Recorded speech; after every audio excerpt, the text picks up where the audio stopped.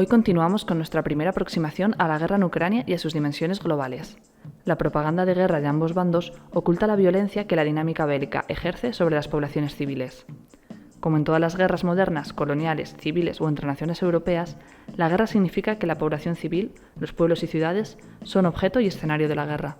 Desde la Guerra Franco-Prusiana de 1870-1871 y sobre todo con la Primera Guerra Mundial, la doctrina militar prusiana, de Hermann von Moltke y Erich Ludendorff, introdujo la velocidad de desplazamiento de unidades dispersas sobre el territorio a través del uso militar de las infraestructuras de transporte ferroviario, viario y fluvial, que les permitían converger decisivamente en un tiempo breve y fulgurante.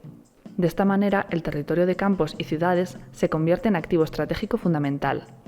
La orografía, el paisaje, las comunicaciones interurbanas se trabajan y se transforman para convertirlos en el mismo tipo de espacio liso que desde milenios ya eran los mares para las operaciones de guerra, lo que no excluye utilizarlos y transformarlos como barreras, obstáculos y cuellos de botella. Este proceso alcanza un punto de inflexión en 1916, con la movilización total decretada por el Alto Estado Mayor de Guerra alemán, dirigido por el antisemita y prenazi Erich Ludendorff, y el Junker imperialista y posterior presidente de la República de Weimar, el mariscal Paul von Hindenburg, el héroe de Tannenberg, en la que fue la primera gran victoria sobre el ejército zarista en 1914. La movilización total implica la conversión progresiva de todo, activos físicos y humanos, en recursos de guerra, en objetos logísticos dentro de la estrategia bélica. La guerra total, proclamada por Goebbels en su discurso en el Sport Palace de Berlín el 18 de febrero de 1943, justo después del desastre de Stalingrado, expresa la culminación de esta lógica traducida en genocidio y devastación total. Cuando grabamos esta emisión llevamos 16 meses de guerra, y en territorio ucraniano aparecen escenas y paisajes que nos recuerdan a Beirut, Bagdad, Mostar, Sarajevo, Grozny, Alepo, Saná.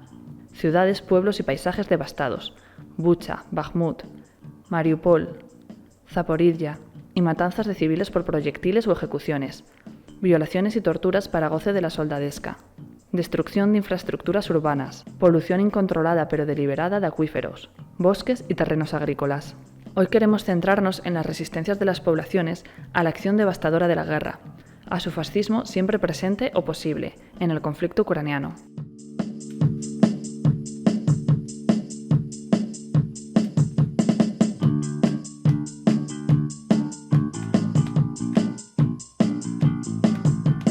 Volodymyr Ishchenko es un sociólogo y activista ucraniano. Ha sido director adjunto del Centro de Investigaciones Sociales y Laborales y profesor del Departamento de Sociología del Instituto Politécnico de Kiev. En la actualidad es investigador asociado en el Instituto de Estudios de Europa del Este en la Universidad Libre de Berlín.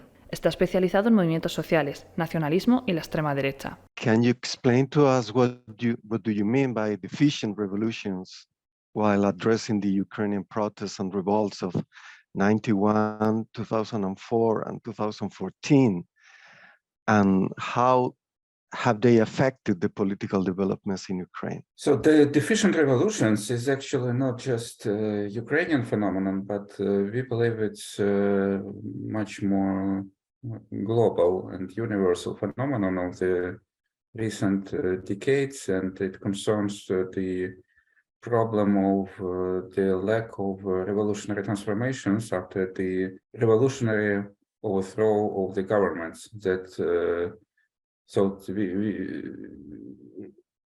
recalling like social revolutions that were prominent in the first half of the 20th century or in the even 1960s, 70s. In the 19th century, there were the revolutions like the French Revolution or the Bolshevik Revolution in Russia or the Chinese Revolution. The last such revolution happened perhaps in 1979 in Nicaragua or in Iran in the same year, or some would say that 1999 revolutions in Eastern Europe were also kind of like social revolutions. So it was like profound, rapid, fundamental transformations of the class and state structures brought up by, at least partially, by the uprisings from below. So we don't see something like this anymore, but in fact, we see a lot of kind of like non-revolutionary revolutions, and the Arab Spring revolutions or the post-Soviet so-called color revolutions, among which Ukrainian revolutions were perhaps the most massive, and one could argue also the most violent. So in certain respects, there was some considerable element of radicalism, but they do not bring the aspired transformation. So the people do have kind of like aspirations of some radical breakthrough to some different living standards, however they define it, to like to European living standards. So then they do feel that there is something like systemic flaw in the country they live in, and they see the mobilization against the government as a part of the solution. However, as a result of these revolutions, we get let's say what happened in 2014. The Ukrainians overthrew President Yanukovych, who was considerably corrupt, and there were some authoritarian elements in his governance. And in a few months, Ukrainians elect a billionaire, Petro Poroshenko, one of the most richest people in the government in Ukraine. And so the anti-oligarchic element, which was to some extent present in the Euromaidan revolution, just looks like totally like superficial, if not to say worse.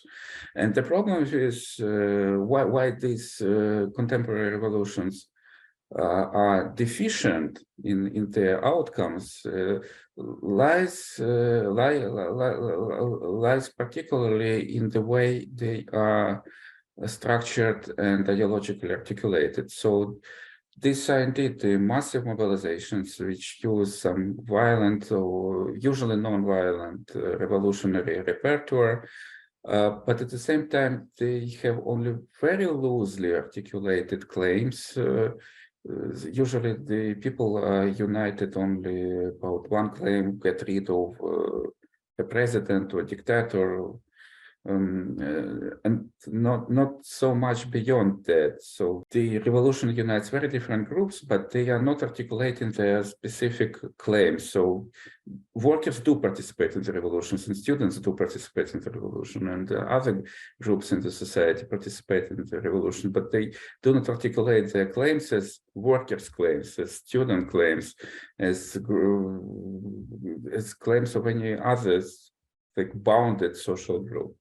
And so these mobilizations are loosely structured in a way of like some amorphous masses coming to the squares.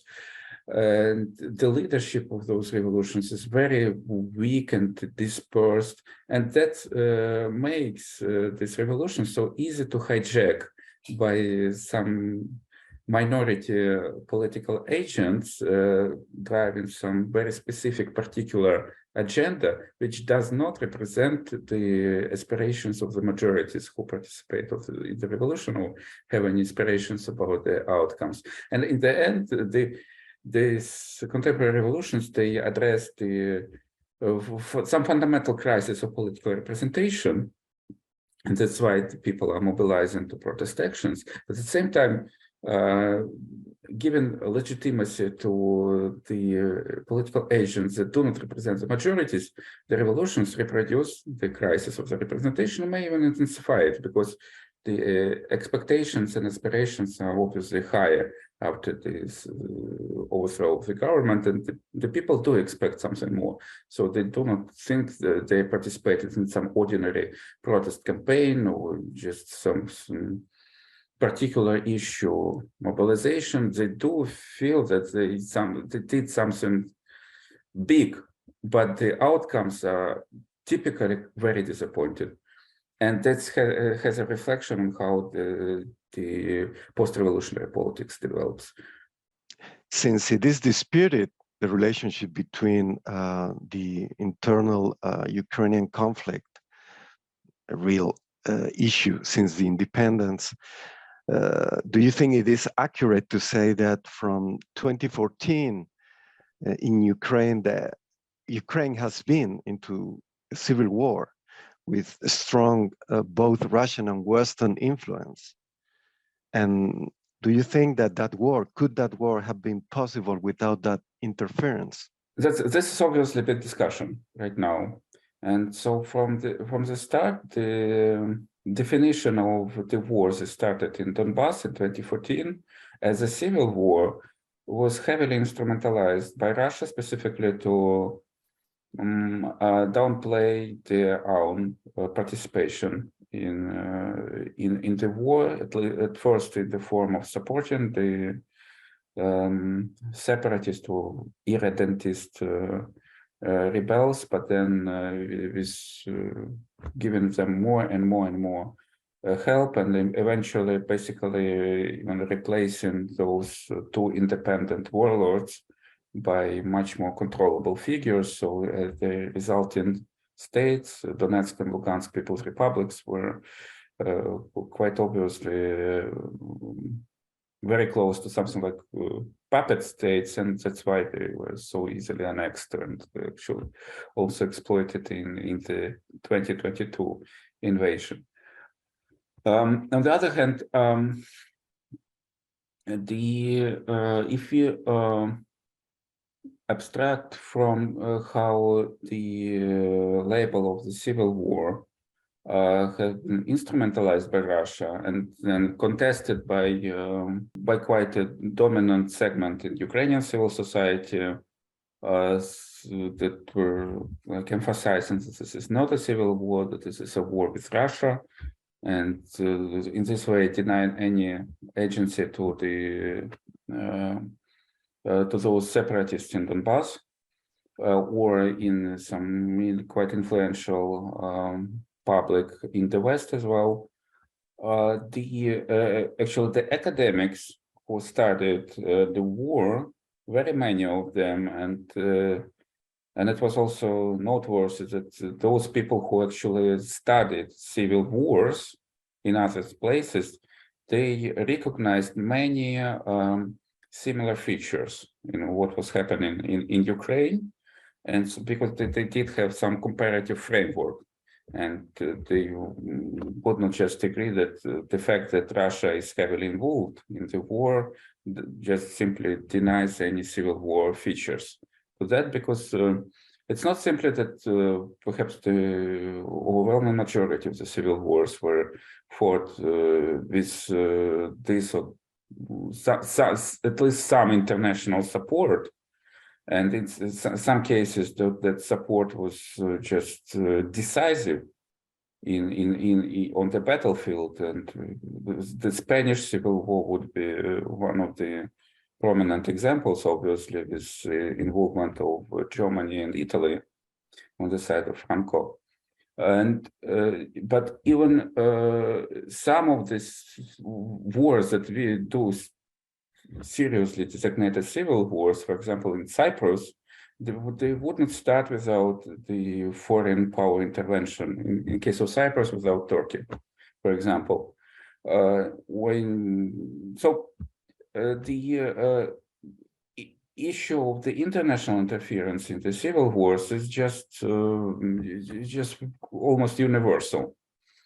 So the argument about the civil war is not so much about the role of Russia, but as to point to some of the domestic roots of the war. And there were indeed domestic roots to that war. And I mean, even for the people who have very strong argument that without Russia, the war would not start, the counter argument would be that actually the civil conflict, violence on quite significant scale started before any kind of direct Russian interference. So the civil conflict started on February 18, 2014 in Kiev between the government of Viktor Yanukovych and the Maidan protesters. So February 18 was the day when so-called peaceful offensive by Maidan protesters very quickly escalated into the violent clashes, and not simply with like bricks or Molotov cocktails that were used before that, but with the use of the firearms. that were used by the riot police and by some of the protesters as well. They were shooting at each other, and by the end of that day, there were over 30 killed. I mean, totally, by both the police officers and the Maidan protesters. And this was even before annexation of Crimea. This was even before any direct interference of Russia into into any kind of violent developments in Ukraine. And this was even before the notorious sniper massacre on February 20, which is until this moment it is highly disputed who were exactly the shooters. So the civil conflict started between Ukrainian sides, the government and the protesters. So then there is a question: what would happen if Russia would not intervene? If they wouldn't even annex Crimea, not even speaking about any support for the violent developments in Donbass. That is obviously a very speculative question. This is a counterfactual question, and many there could be many objections about how we should think about something that did not happen, and in some alternative reality. But the one point that, for example, the very reputable scholars like Dominic Carrel, who is the chair of Ukrainian studies in the University of Ottawa and one of the most reputable figures in the study of Ukraine.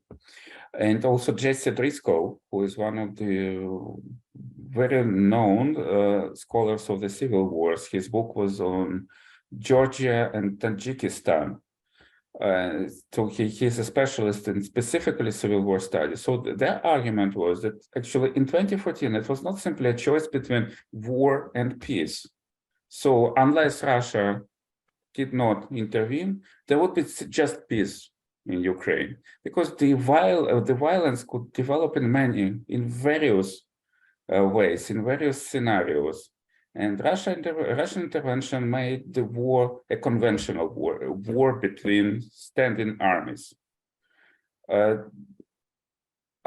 In case Russia would not intervene, it is quite plausible that we might see the much more gradual, slower, but also quite dangerous escalation of the events which, for example, happened in Odessa on May 2, the violent, also armed, at least partially armed clashes between pro-Maidan and anti-Maidan supporters.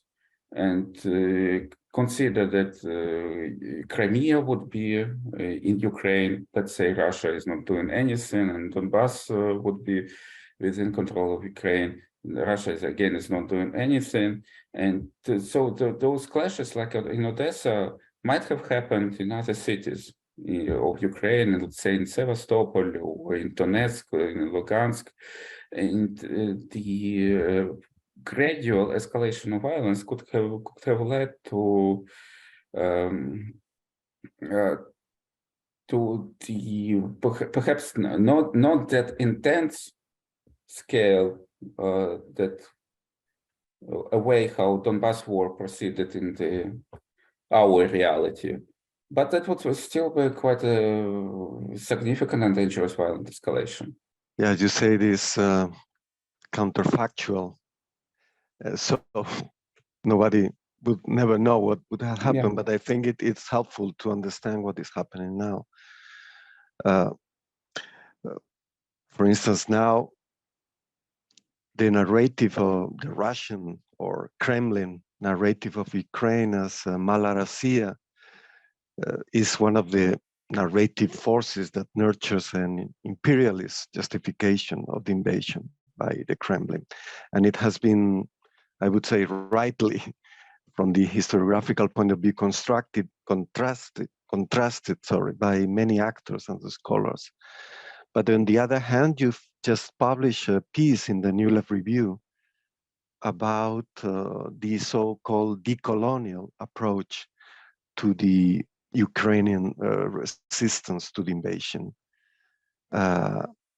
What do you think it's the problem with that decolonial narrative about the national resistance against invasion in Ukraine now? Many problems, in fact. So on the one hand, this is quite a teleological narrative about Ukrainian history, and it suffers from typical problems of the teleological narratives that we can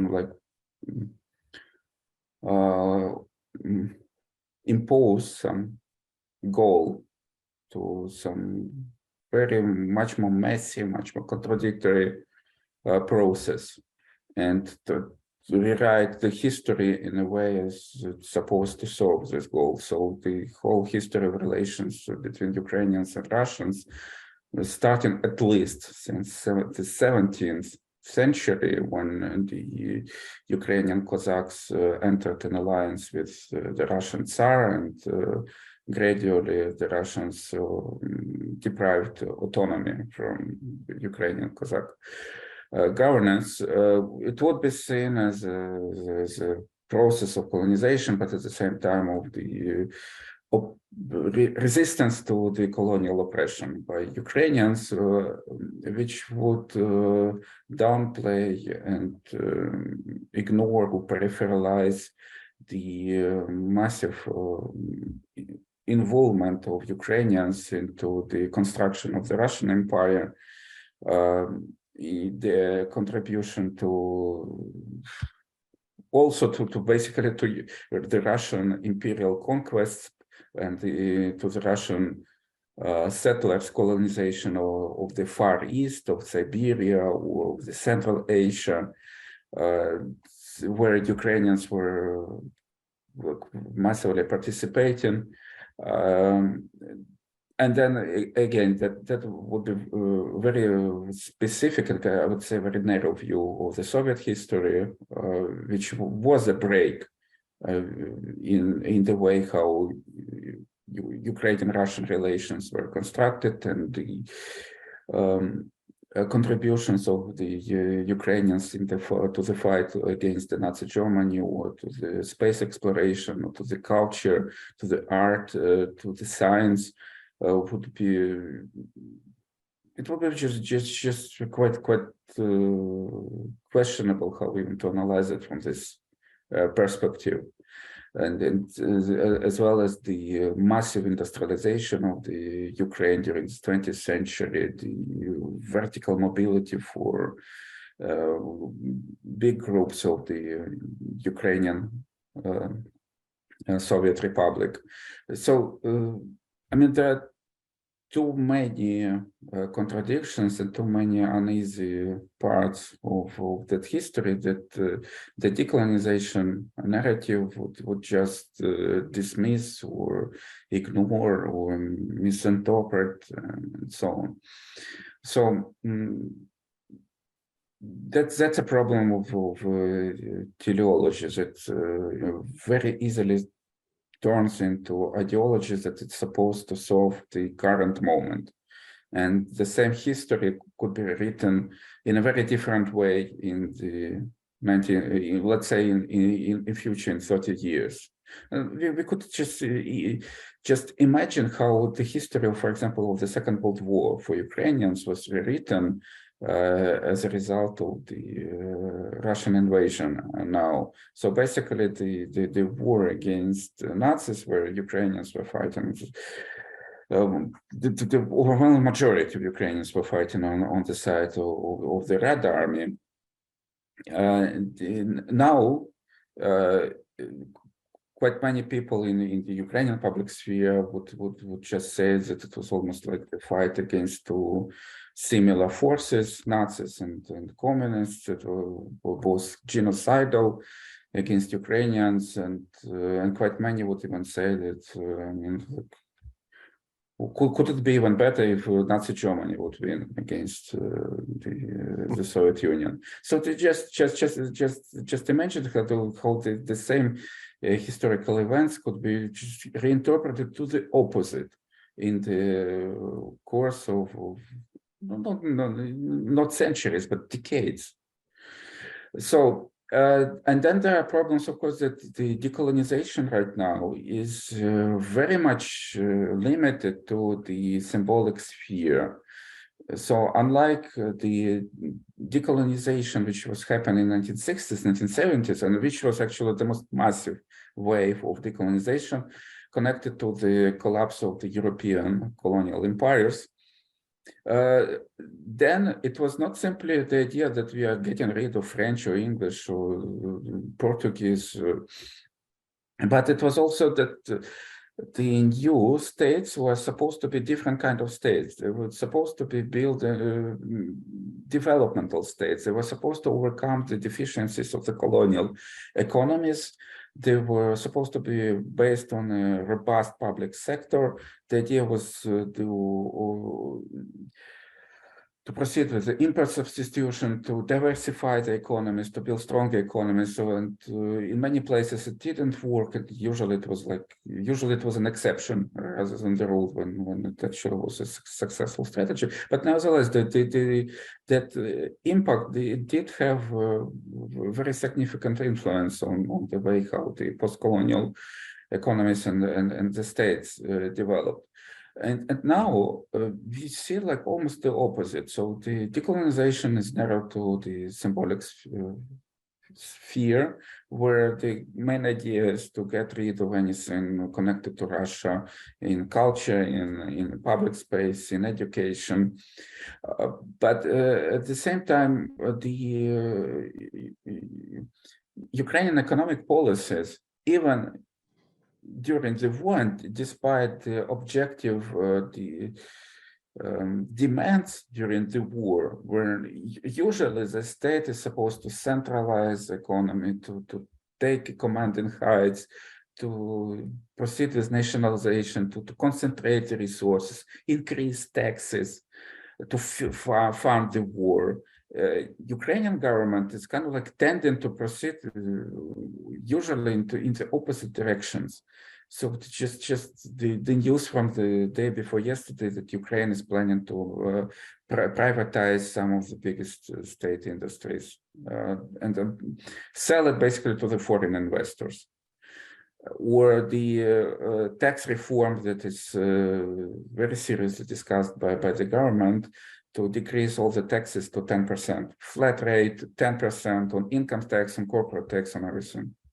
And in this situation, even the IMF, which is like by the left is seen as like the neoliberal institution that imposes structural adjustment, neoliberalism, Washington consensus, it's actually taking a more progressive position against the Ukrainian government and saying that you just should not do this. This tax reform is just insane.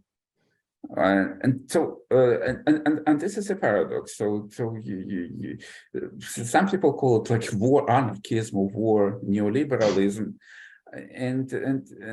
but I mean this is in any way this is something totally opposite to what the classical decolonization was looking like in like 50 years ago. And it's obviously very doubtful that it may succeed in Ukrainian case. And finally, that's when the decolonization is narrowed to the symbolic sphere, it very easily turns into simply the kind of like very particularistic identity politics. So what exactly Ukraine is fighting for? Is to preserve Ukrainian identity, but is there any universal dimension to the struggle? The universal dimension that would help to build bridges to the majority of the humanity in the global south that is not exactly buying into the narrative of the fight between democracies and authoritarianism, And obviously they would not buy the narrative of defending the Western values, European way of life, or the Western civilization that parts of the Western elites are trying to articulate right now.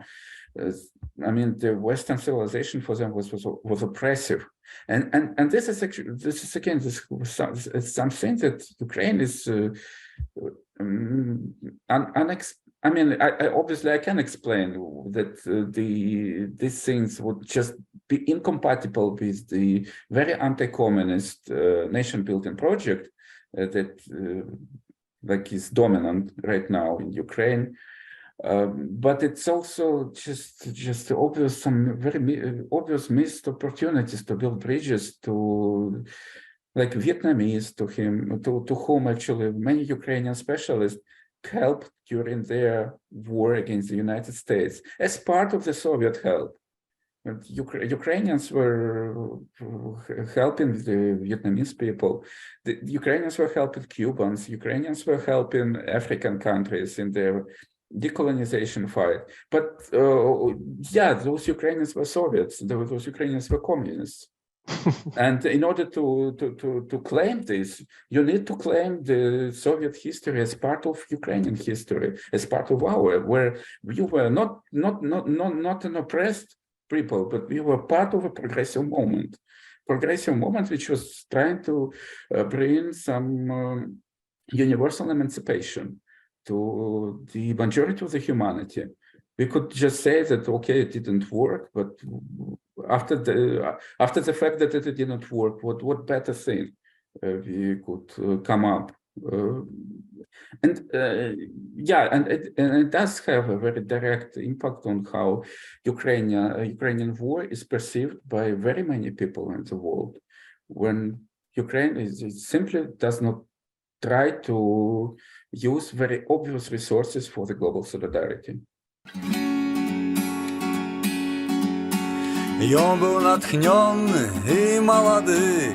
Os presentamos la canción en bielorruso Разбури, Турми, Мури, Abajo los muros de las prisiones, una de las canciones más populares durante las protestas en Bielorrusia que precedieron a la denuncia de fraude electoral masivo durante las elecciones presidenciales de agosto de 2020.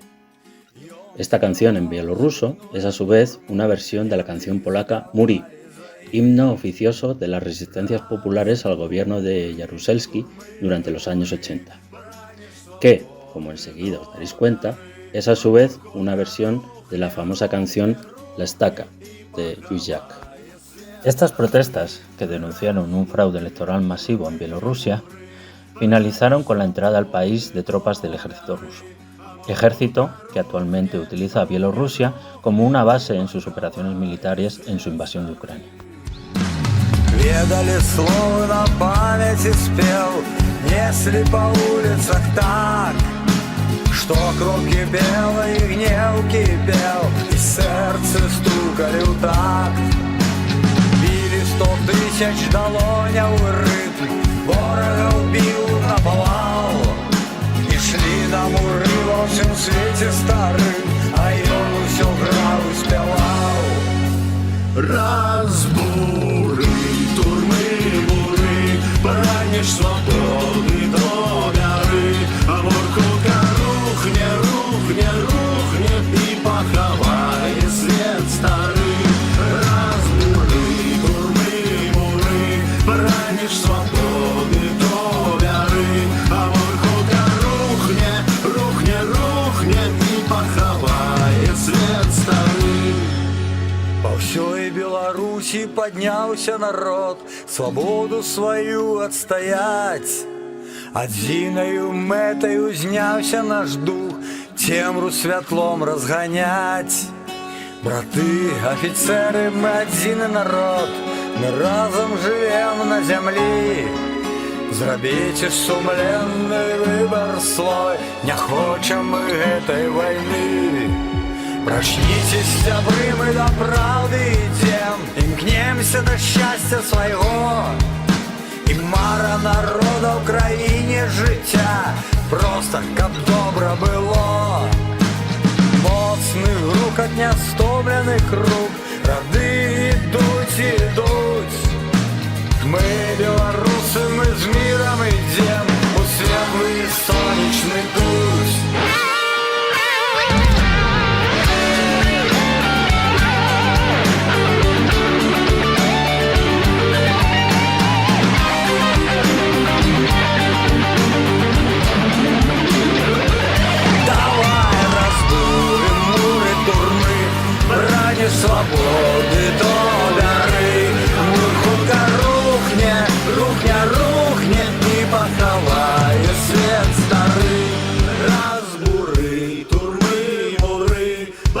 Прагнеш свободи, то бери, а моркулка рухне, рухне, рухне і поховає світ старий. Разбури, турми, мури, прагнеш свободи, то бери, а моркулка рухне, рухне, рухне і поховає світ старий. Разбури, турми, мури, прагнеш свободи, то бери, а моркулка рухне, рухне, рухне і поховає світ старий. Разбури, турми, мури, прагнеш свободи, то бери, а моркулка рухне, рухне, рухне і поховає світ старий. А моркулка рухне, рухне, рухне і поховає світ старий.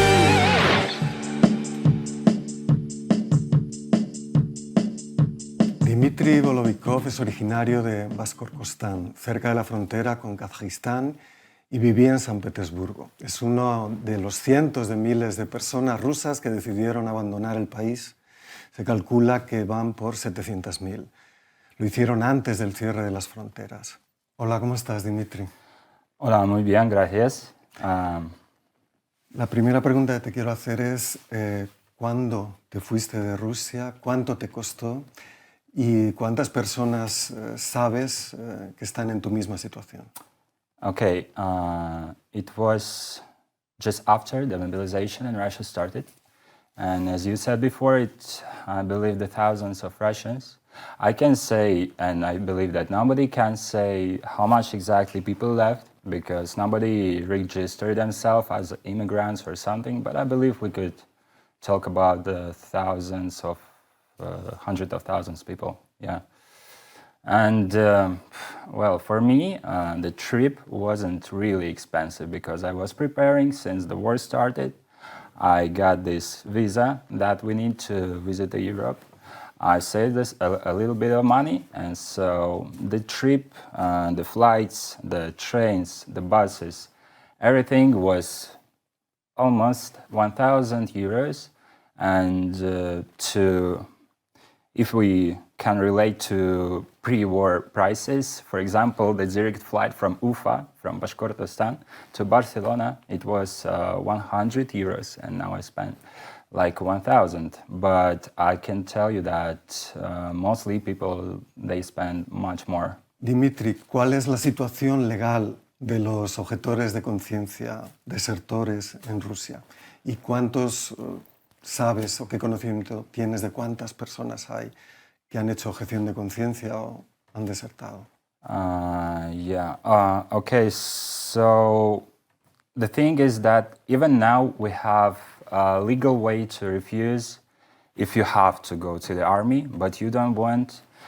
You can use the law that exists in the Constitution of the Russia that says you have to right to serve the alternative service, which is mean it could be based on your philosophy, on your religious meaning, reasons, or just like that. And this is the only one opportunity, and you can try to ask for this. It's not 100% chance that you can go over that, but at least you can delay your moment when you will be sent to the war. You can delay, hold this time up, and somehow try to slow down this machine of war.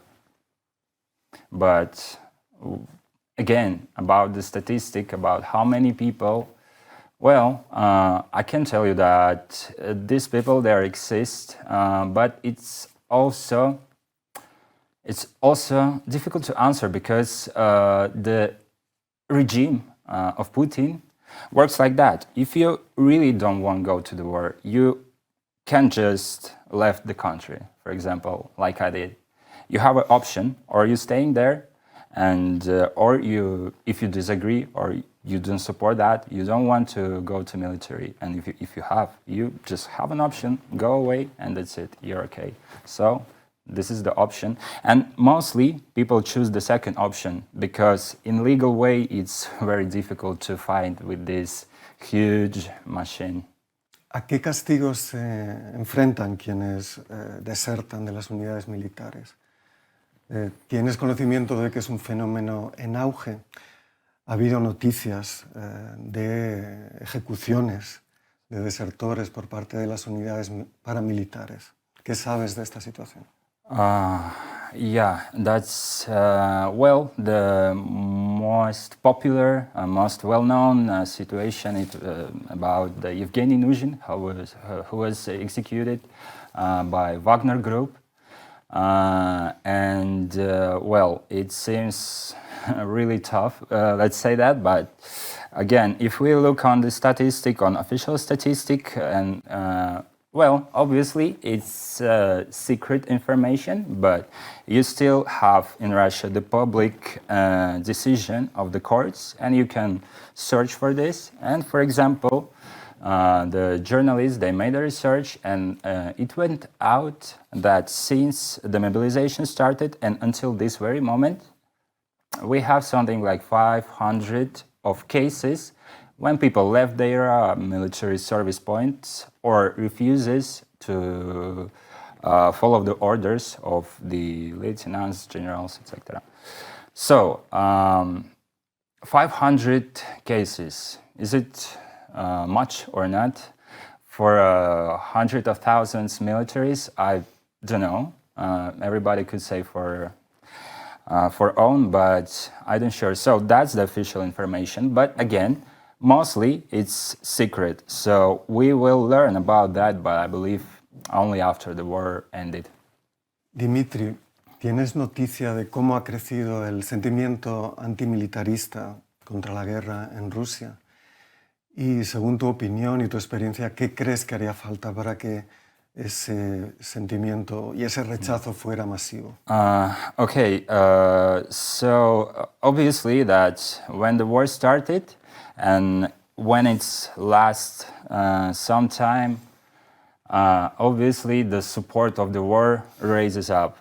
And obviously that we expected that someday it should be go down because none of the either Ukrainian and Russian, they can't reach their goals. So we're waiting for the moment when the people should understand that, okay, this is meaningless, so we should to end this somehow. But it doesn't work like that because when we're talking about the support of the war or people who not support the war, we're talking about the public pools of the citizens of Russia, and we have only one question: do you support the war and Mr. Putin, or you don't? And well, in circumstances like we have now, it's not the fair to ask this question from the people. And I know the Chronicles, that's the name of the media, Russian media. They did a more specific question to find out the minimal conscious point of the people who supports or don't. So they had 3 questions. Do you support the military act in Ukraine, and do you support well, will you support if the Putin decide to took out the army from Ukraine? And third question was, do you support that we need budgets for the military part of economy, that they should be grown up because of the situation? And they had the same question, but the opposite for the people who didn't support the war. So it went out that we have 22% of the people who has 3 out of 3 for support, and the same for those who is against. And mostly the people, they don't have a point. They don't have an opinion, the strict opinion based on their political views or something. So I believe we can't say that mostly people support that or don't, because because especially in this situation now, it's just danger for you to say some things, you know. So that's the privilege for the people who supports, because they can shut out really loud because they have this right and opportunity and they use it. Muchas gracias. A ti. It was very entertaining. Y nada, sabes que estamos con vosotros y que os apoyamos y que ojalá haya muchos más desertores y desobedientes a la guerra como tú. Gracias. Muchas gracias. En el programa de hoy vamos a recomendar algunas películas que tienen que ver con esto de la guerra. La primera de ellas es Klondike, una película de 2022, dirigida por Marina Ergorbak. Cuenta la historia de una familia ucraniana que vive en la frontera entre Rusia y Ucrania durante el comienzo de la guerra y las resistencias a abandonar su hogar en una ciudad ocupada por las Fuerzas Armadas. Да ты тут нахер будешь наружу? Посмотри на них. Ты не понимаешь ни хера? Ты видел, кто сбил самолет? Тихо! Герой хером, блядь. Это весь раскат. Мы подумаем, он ломается. Ирка, спи! También recomendamos Oleg's Krieg, la guerra de Oleg, un documental de 2017 dirigido por Simon Leren-Vilmont. La cinta retrata la dureza de vivir la infancia en una zona en conflicto.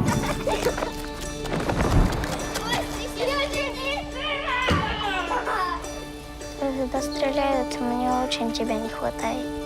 Пока, мама. Чего ты тут оставаться хочешь? Пошла туда, бабушка. Я не могу тебя пойти.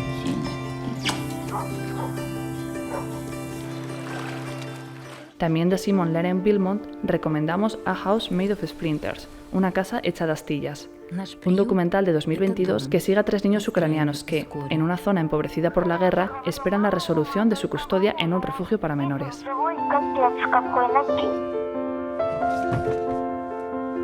Каждый ребенок оставляет неизгладимый след на стенах приюта, на нас и на друзьях, которых они находят здесь.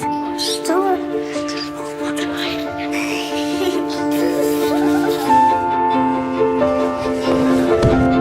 Коль, твое будущее, оно касается только тебя.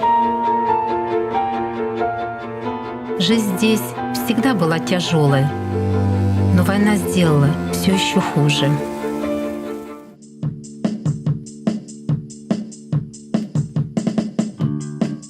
Yuri Shelyasenko es secretario ejecutivo del Movimiento Ucraniano por la Paz. Es miembro de la Junta de la Oficina Europea de Objeción de Conciencia y también del Consejo de la Oficina Internacional por la Paz. También es un periodista, un bloguero, defensor de los derechos humanos e investigador en la Universidad de Kiev.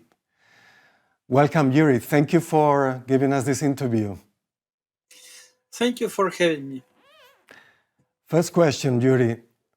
Right now, what is the punishment for refusing to go to the front, for declaring yourself a conscientious objector, or being already in a military unit or deserting? Desertion, according to Article 408 of Criminal Code of Ukraine, is punishable from 5 to 12 years of imprisonment. Evasion of conscription during mobilization is punishable from 3 to 5 years of prison, and conscientious objection is treated like evasion. Armed forces of Ukraine don't recognize a human right to conscientious objection. So the army and court blatantly violate Article 18 of International Covenant on Civil and Political Rights. Thanks, Yuri. In relationship with the above, how many men would have objected of deserted in these 14 months of war? Is there a profile that stands out of the people that have deserted or declared themselves conscientious objectors? And also, what strategies do they use? Evaders, because we don't know exact numbers of conscientious objectors, so-called evaders, people who are punished for evasion of military service, they are refusing to obey an order to depart to military unit. And there were more than 2,000 criminal investigations against so-called evaders. You know, evaders became a pejorative term in Ukraine, and of course there is difference between the people who denounce war and people who just don't want fight themselves but supports war.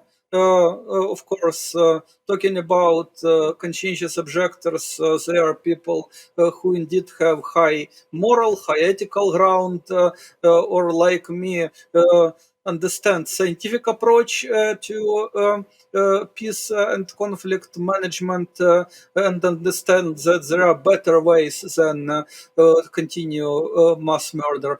But this is official numbers in our system punitive to conscientious objectors. Talking about deserters, it is people who leave military unit, for example, using any moment when they are not observed any easiness in military discipline, and according to official statistics, there were, after the start of full-scale Russian invasion, near 4,300 criminal investigations in cases of desertion. Of course, number of people actually indicted is lower, and the number of people sentenced is also much lower. Thank you, Yuri. There are several million Ukrainian refugees, but males between the ages of 16 and 60 are prohibited from leaving the country. How many are estimated to have escaped across the borders into Poland, Hungary, and Romania? How many would have been arrested according to your data? What kind of criminal proceedings or prosecutions or sanctions are applied to them? And how much have paid to the networks that organize this escape from the country? Well, according to one of recent press releases, people who smuggled people through a river to Moldova using diving costumes asked them to pay $5,000. It is a payment to escape military slavery. And some people could afford it, but of course it is not majority of the people, only some people who have wealth and who don't have strong moral convictions opposite to corruption and bribery. It is hard to estimate number of people who crossed borders. There are hundreds of thousands of them, and as you know, there are more than 8 million Ukrainian refugees in Europe, and many of them are male. It is a problem to Ukrainian government to ask them to return back, because most of them are not willing to become serfs of army and cannon fodder. Among those attempting to cross the border,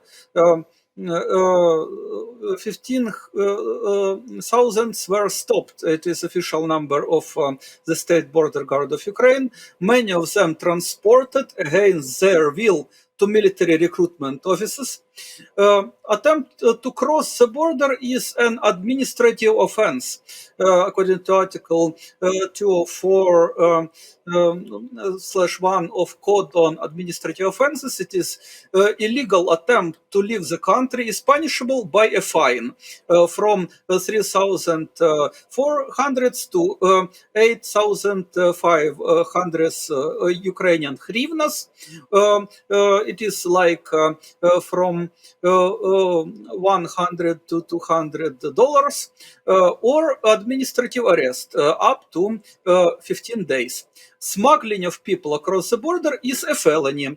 It is punishable according to Article 332 of Criminal Code of Ukraine, from 3 to 5 years of prison for human traffickers. Thank you, Yuri.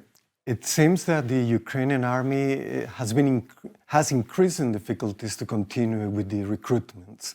We have seen videos around the web that denounce the arrest of people, of recruits in the street. In this context, what challenges does the Ukrainian peace movement have in relationship with this? Yes, of course, it is horrible videos in which you could see, for example, how people are caught at the streets and stuffed into van to abduct them to the army, to the military serfdom. Or, for example, a video how military officers are dragging people, kicking and screaming from their apartments when their wife or daughter indeed crying and asking, don't take a man from family to the front line to certain death. There are, of course, a lot of bullying, of insults and threats to us in social networks. Primary problem of post-Soviet countries like Russia and Ukraine is lack of peace education and blind trust to army. For example, a field commander Oksana Lisovy in Ukraine was appointed a Minister of Education and Science for his promises to teach people to live with war and to use education as a weapon. He said it openly. Ukrainian pacifist movement published my report proving that 43% of his PhD dissertation is plagiarized, copy-pasted, stolen from other scientific works. But nobody cares. And we are the only voice calling for his resignation or impeachment. Despite this story was widely reported that pacifists whistleblowed and exposed Minister of Education in plagiarism. He just promised after some bureaucratic procedure, maybe he will give up his PhD degree, but he is not willing to resign. And it is absurd because lunatic should not run asylum, criminal should not be chief of police, and plagiarist should not be Minister of Education. Not to say that nobody cares that education must be primary venue for development of peace culture. Even UNESCO didn't dare to remind it to Ukrainian government. People have a right to know the dangers of militarism and methods of peaceful conflict management, even in highly violent conflicts, and people must be educated about their rights to refuse to kill. Ukraine is party to International Covenant on Civil and Political Rights, ICCPR, and must guarantee human right to conscientious objection to military service, according to Article 18 of the ICCPR, even in time of war, as says Article 4 of the ICCPR. De facto, however, Ukrainian army, as I said earlier, denies the human right to conscientious objection to military service. Objectors are persecuted formally and informally. Refusal to serve is stigmatized in society by official propaganda of war. We have prisoner of conscience Vitaly Alexeyenko, jailed for his refusal to serve in the army on religious grounds. Several other sentenced objectors risking to be jailed, like Gennady Tomnyuk and Mikhail Yavorsky, or already subjected to probation after suspended prison sentences. We have also a Christian pacifist, Andriy Vishnevetsky, who, under threats and false promises of military recruiters, allowed to send him to front line. but he refuses to take weapon and filed lawsuit in Supreme Court asking to order President Zelensky to establish a procedure of discharge from military service on the grounds of conscience. We work to help conscientious objectors, and we are grateful to all who support us in this work, including the European Bureau for Conscientious Objection, International Fellowship of Reconciliation, War Resisters International, Connection EV, Movimento Nonviolento, and others. Great, Yuri. Related to this, and final question, what would you ask the European Union in relationship with its reception policies for Ukrainian objectors and deserters and increasing shipments of weapons to the area? You know, war is barbaric and desperate way to resolve disputes among people. We need immediate ceasefire and peace talks. We need to preserve and enact hope of many generations for the world in which all people refuse to fight. The world without wars. All weapons must be scrapped and all armies must be disbanded. This is what we must do instead of producing more and more weapons and delivering them to Russian army from global south and to Ukrainian army from collective west. Also, since refusal to kill is penalized in Russia, Belarus and Ukraine, I would like to urge the international community to provide asylum and protection for conscientious objectors, deserters, and draft evaders from all belligerent countries. I urge to prohibit conscription, any form of compulsory military service by international law, because it is cruel and it goes against human dignity and it goes against respect of life, which should be in every heart and in every mind. Also, please consider supporting the Object War campaign aimed at protection of rights of conscientious objectors and in particular right to asylum. Great. Thank you, Yuri. You have our full support and solidarity, and best of the luck for you people in Ukraine resisting war. Thank you. Thank you for opportunity to speak out and amplifying voices of peace. Felipe Daza Sierra es profesor universitario en París y pertenece a NOVACT, el Instituto Internacional para la Acción No Violenta. Desde que empezó la guerra ha estado 3 veces en Ucrania, la última hace poco más de una semana, precisamente investigando las dinámicas de desobediencia civil que se han producido en el marco de la guerra. Te queríamos preguntar, Felipe, en concreto, frente a lo que aquí se está escuchando, sabemos, porque tú y otros nos lo habéis contado, que las protestas pacíficas, colectivas y no violentas por parte de la población ucraniana a la invasión rusa han sido constantes desde que empezó el conflicto. Sí, efectivamente. Bueno, primero de todo, gracias por la invitación. Y sí, explicar que desde el inicio de la invasión, el 24 de febrero de 2022, la resistencia civil no violenta ucraniana ha sido masiva. Donde más se ha, digamos, reflejado ha sido en aquellos puntos donde se produjo la invasión, desde el norte por la parte de Cherníhiv y Sumy, dirección a Kiev, por el sur por las zonas de Gerson y Zaporilla, y por el este en las regiones de Donetsk y Luhansk. En esos lugares fueron donde la población civil ucraniana pues, se encontró, ¿no? con la invasión. Y la primera reacción de la población fue, digamos, oponerse con manifestaciones, con acciones públicas, acciones simbólicas, oponerse a la invasión. Por ejemplo, en algunos lugares, en pueblos pequeños donde la invasión estaba de paso, donde estaba, digamos, moviéndose hacia Kiev, por ejemplo, como pasó en algunos pueblos alrededor de Cherníhiv, la gente intentó parar los tanques, ¿no? Hay lugares como Kornopol, que salieron en la televisión, o hemos visto también las redes sociales, donde la población directamente se ponía delante de las filas de tanques que iban avanzando hacia Kiev. En otros lugares como Gerson y Zaporilla, donde el objetivo era el control de esas zonas, la primera reacción fue manifestaciones constantes. Sí que hubo también acciones, por ejemplo, Gerson, acciones de parar convoyes militares, pero sobre todo las acciones eran en los núcleos urbanos donde la gente se reunía, se manifestaba en contra de la ocupación, porque era ahí donde Rusia estaba controlando los edificios públicos y controlando, digamos, esas zonas. Jersón, por ejemplo, es interesante porque es una de las zonas donde es una zona que ha estado tradicionalmente muy expuesta, digamos, a la influencia rusa y donde no se veían banderas ucranianas durante años, y ha sido en cambio una de las poblaciones, una de las regiones de Ucrania que más ha mostrado una asistencia no violenta a la ocupación, con manifestaciones constantes casi cada día. Durante la primera fase, entre febrero y marzo, las manifestaciones, las demostraciones en contra de la ocupación eran casi diarias.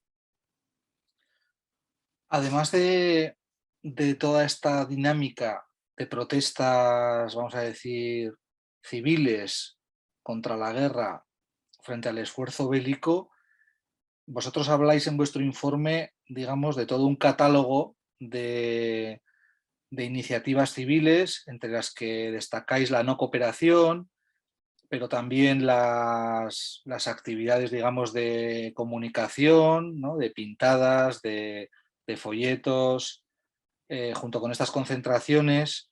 ¿Qué más cosas se han hecho, no solamente en las zonas digamos, directamente del frente, sino en el resto de Ucrania, que tengamos noticias? Sí. Bueno, primero decir que desde la teoría de la acción no violenta, algunos teóricos han identificado hasta 323 tipos de acciones no violentas, que van desde la desobediencia civil, desde las acciones directas, ¿no? Como he comentado antes, interposición ante tanques, ¿no? O también huelgas de hambre, ¿no?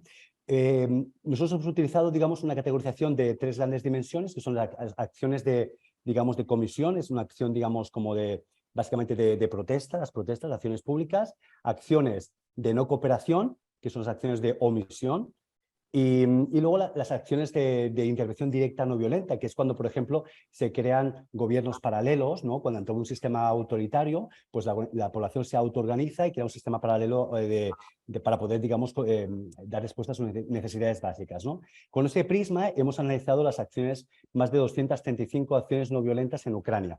Entonces, comentaba anteriormente que de una primera ola han sido esas acciones de protesta pública, pero Rusia no se esperaba, digamos, esta resistencia civil, ¿no? Y esa resiliencia de la población.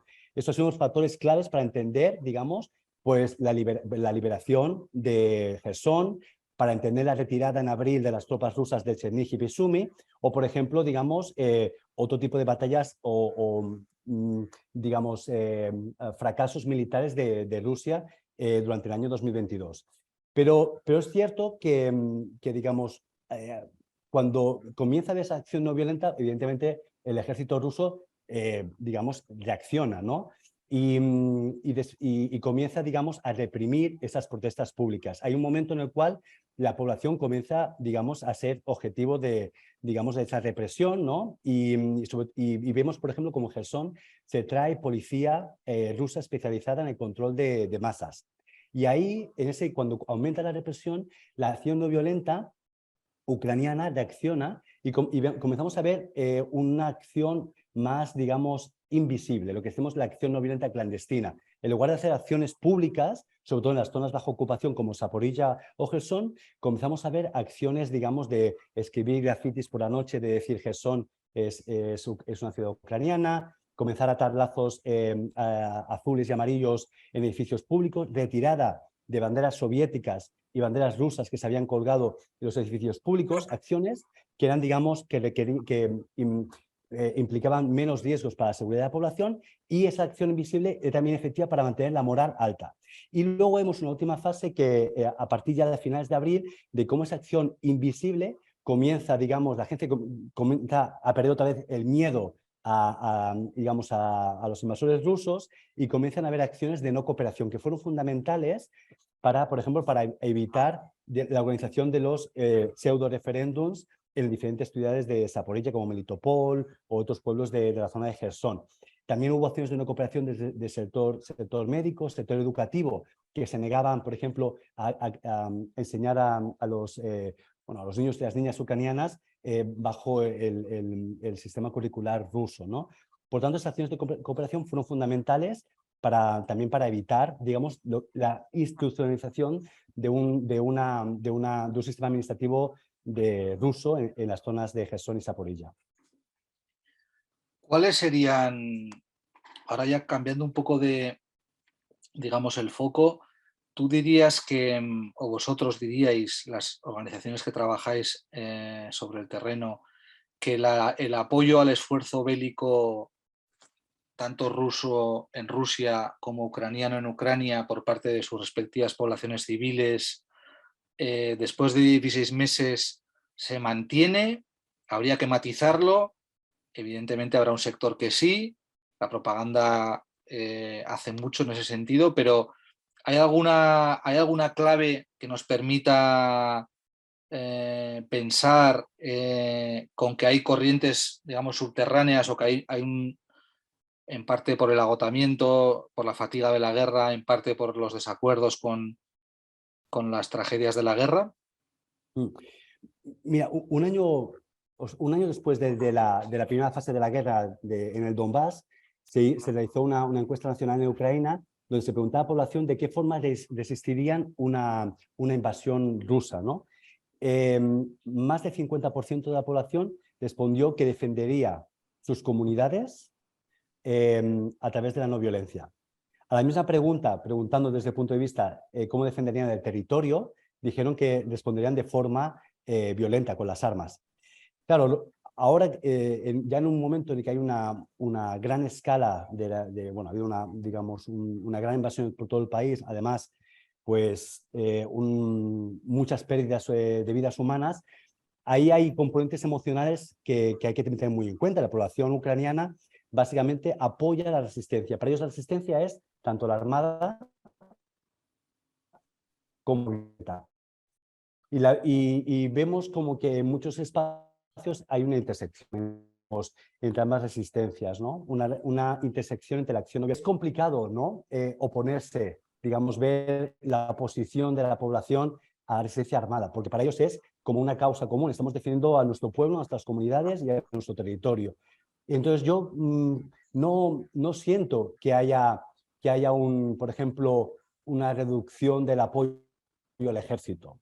No lo veo. Sí que hay, por ejemplo, críticas a Zelensky y al gobierno en términos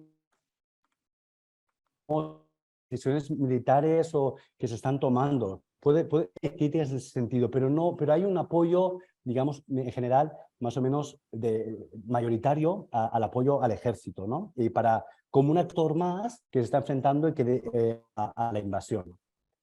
Sí que es cierto que sí que veo en la población un cierto ya cansancio y frustración en el cual se añade también elementos económicos. Hay mucha gente que lleva mucho tiempo en paro, sin trabajar, la inflación pues, ha aumentado muchísimo, la banca ha estado varias veces cerca de la bancarrota, si no fuera por la ayuda económica exterior. Por tanto, la gente está muy cansada y ya quiere buscar una solución. Y sí que es cierto que puede haber más apoyo ya a la apertura de vías diplomáticas, pero desde un punto de vista, digamos, de apoyo al ejército, yo creo que se mantiene, ¿no? Evidentemente, la acción exterior, pues la OTAN y otros actores pues siguen enviando armas y eso implica, de alguna manera, mantener, ¿no? esa tensión bélica. Por la parte de Rusia, creo que es interesante ver cómo desde un punto de vista comunicativo, la guerra informativa, y ver cómo Putin y el Kremlin ha estado variando su narrativa comunicativa, ¿no? Primero, operación especial para liberar a la Ucrania del fascismo, ahora están luchando contra la OTAN en Ucrania. ¿Por qué? ¿Por qué este cambio de narrativa? Si analizamos, digamos, un poco el discurso de la opinión pública. Porque para Putin cuesta mucho explicar el por qué se está en Ucrania. Hay mucha gente en Rusia que no entiende cuáles son los objetivos militares, sobre todo cuando se ocupa Gerson y Zaporilla y se deja Gerson o no se llega a Kiev. No se está consiguiendo, digamos, explicar bien cuáles son los objetivos militares. Eso está haciendo que mucha gente no entienda por qué tiene que ser movilizado militarmente a Ucrania. Alrededor de casi 1 millón de personas han salido ya del país, han salido de Rusia y están viviendo en los países bálticos, en Georgia, etc. Entonces yo creo que hay más problemas en Rusia el apoyo bélico, el apoyo a la guerra, que no en el caso de Ucrania. Entonces, yo creo que es un tema interesante ver esas dos dinámicas. En cualquier caso, decir que en esos espacios donde están viviendo ahora muchos rusos que han emigrado, están habiendo muchos encuentros con bielorrusos y con ucranianos.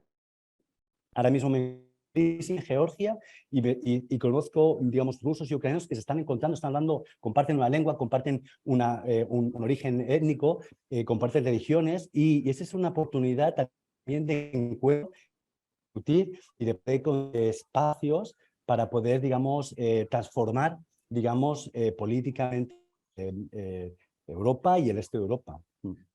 Por último, sí que parece, aunque no sea tan público y tengamos poca información, pero las redes europeas antimilitaristas lo vienen señalando, que hay decenas de miles, como mínimo, de jóvenes ucranianos que están huyendo del alistamiento. Es decir, que una cosa sería un apoyo retórico a la guerra y otra cosa es ir al frente, aparte de esos cientos de miles de rusos, ¿no? ¿Tú crees que ahí esa dinámica se mantiene y que quizás pueda ir a más, ¿no? Porque efectivamente ya han muerto cientos de miles de jóvenes de ambos bandos y ahora los, digamos así, los más entusiastas, y ahora quizás sea más difícil todas esas tareas de reclutamiento, ¿no? Pues en cuanto a esa pregunta, decir que durante las visitas que he realizado me he encontrado con, digamos, con muchos jóvenes que se oponían a, digamos, a ser movilizados militarmente, que decían que ellos podían aportar mucho más pues desde el trabajo psicosocial o transportando productos a una población, etcétera. Sí, eso sí que lo he encontrado muchísimo. Y luego he encontrado también y desde muchos actores, que la movilización militar es un poco desastre en el caso de Ucrania, ¿eh? O sea, se están llevando a personas que no tienen experiencia militar, se están llevando al frente a Kharkiv o a otros lugares. Una movilización militar también un poco caótica y que además pues incluso se llevan a gente que conduce con su coche y lo paran en un checkpoint y lo ven que tiene experiencia militar y se lo llevan al frente. Eso está sucediendo. Hay un caos en esa movilización militar. En cambio, también mucha gente joven que quiere coger las armas, ¿no? Muchos voluntarios. No veo que haya decrecido esos voluntarios, pero sí que creo que hay un problema en términos de esa movilización militar. O sea, cuando hablamos que la guerra no, pues es quirúrgica, o sea, que las bombas no tienen que caer, pues ya sabemos que no. El militarismo y la organización militar tienen muchos errores y está cometiendo muchos errores y la movilización militar es uno de ellos. Lo que sí creo que hay unos tabús sociales en Ucrania, como por ejemplo hablar sobre objetores. Creo que hay un problema también hablar de pacifismo, hay un problema también hablar de diálogo. Ahora mismo, digamos, la tensión es tan alta, las emociones están tan a flor de piel, que es muy complicado, digamos, hablar de pacifismo. Entonces, aquellos actores sociales, actores que trabajan en el ámbito de derechos humanos, de la defensa de derechos humanos o de la no violencia, están buscando, digamos, otro tipo de conceptos, otro tipo de marcos para poder incidir política y socialmente y defender los derechos, los objetores de conciencia de aquellas personas que no quieren coger las armas y que quieren contribuir de otra manera, ¿no? Yo creo que ahí hay un problema clave, o sea, creo que hay mucha gente que no quiere coger las armas, creo que se está trabajando para incidir en el gobierno y poder, digamos, hablar claramente de los derechos de los objetores o, por ejemplo, hablar de los casos de colaboración forzados que también ha habido en zonas de baja ocupación, pero sí que es cierto que hay muchos tabús sociales que se dice, ya hablaremos después, ya hablaremos cuando acabe la guerra, y que está provocando muchas tensiones y mucha polarización social. O sea que eso también está existiendo al día de hoy. Polarización, perdona, entre gente más partidaria del esfuerzo militar, ¿no? Y gente que estaría, digamos, ya cansada y que estaría diciendo que lo que hay que buscar es otras vías, ¿no? Diplomáticas incluso, si quieres, ¿no? Sí. Claro, vemos, por ejemplo, la polarización se ve en diferentes ámbitos, entre los encuentros entre la gente del este y del oeste, entre hablar ruso y ucraniano, entre aquellos que se fueron al principio de la guerra y ahora están volviendo, entre las comunidades locales y las comunidades emigradas, y también sobre cómo solucionar el conflicto. Llevamos ya con 16 meses de guerra, sí que noto ya un cansancio y una necesidad también de buscar el fin. Pero ciertamente la propaganda es muy fuerte también en Ucrania. y esa retórica de que los ucranianos son héroes y que van a conseguir, digamos, alcanzar Crimea, pues bueno, pues este también puede ser una ilusión creada por los medios de comunicación para continuar alimentando la maquinaria militar. Entonces hay que también ser muy conscientes también de la responsabilidad que tenemos también desde el exterior de tener esa propaganda que no solo viene desde Zelensky, que también está viniendo desde poderes occidentales. Y aquí termina esta segunda parte de nuestra primera emisión. La guerra en Ucrania continúa y no parece que vaya a dejar en paz a las y los ucranianos ni al resto del mundo en breve. Así que volveremos a tratarla y analizarla para ayudar a pararla y sabotearla. Os esperamos muy pronto, con una nueva emisión en la que trataremos las coyunturas del feminismo, 6 años después de lo que ya se conoce como la cuarta ola del feminismo global. Un fuerte abrazo. Ведали слово на памяти спел, несли по улицах так, что кровь кипела и гнев кипел, и сердце стукали в такт. Били 100 000 долоняв ритм, ворога